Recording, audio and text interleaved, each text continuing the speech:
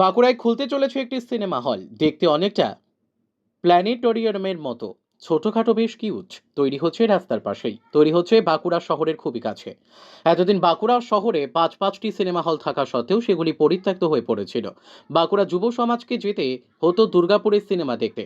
বহুদিনের এক দাবি যে একটা সিনেমা হল হোক বাঁকুড়ায়, যেখানে সাধারণ মানুষ গিয়ে একটু সিনেমা দেখতে পারবে। এবার সেই স্বপ্নই কি তাহলে পূরণ হতে চলল? বাঁকুড়ায় চালু হতে চলেছে যে ডোম আকৃতির সিনেমা হল, তার প্রথম ঝলক আপনাদের জন্য। আকারে ছোট, সিনেমা প্রেমীদের কিছু অপ্রাপ্তির মধ্যেও কিছুটা পুরস্কারের মতো এই সিনেমা হল। ঠিকানা শালবনী, ছাতনা রোড। আদতে এটি একটি মিনি থিয়েটার। ছোটু মহারাজ নামক একটি ফ্র্যাঞ্চাইজির সঙ্গে যুক্ত হয়ে বাঁকুড়ার ব্যবসায়ী পার্থ গড়াই যুগ্ম প্রচেষ্টায় তৈরি করেছেন থিয়েটারটি। পার্থ গড়াই জানান, এই থিয়েটারে 100 জন বসতে পারবেন। থাকবে সব রকমের সুবিধে। সিঙ্গেল স্ক্রিন, অর্থাৎ একটি পর্দার থিয়েটার হবে এটি। সব রকমের সিনেমা চলবে এই থিয়েটারে। শুরু হতে প্রায় 3 থেকে 4 মাস লাগার কথা। আনুমানিক খরচ হয়েছে 75 লক্ষ টাকার মতো। বাঁকুড়া জেলায় সিনেমা হলের অভাব যথেষ্ট স্পষ্ট।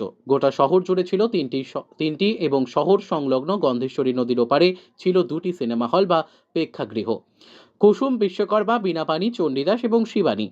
একসময় বাঁকুড়ার মানুষে সিনেমা দেখার রমরমা ছিল চোখে পড়ার মতো। তবে সেগুলি এখন অতীত। ভবিষ্যৎ হিসেবে এখন তৈরি হচ্ছে এই ছোট মিনি থিয়েটার। বাঁকুড়া সংলগ্ন শালবনীতে আসবেন তো সিনেমা দেখতে?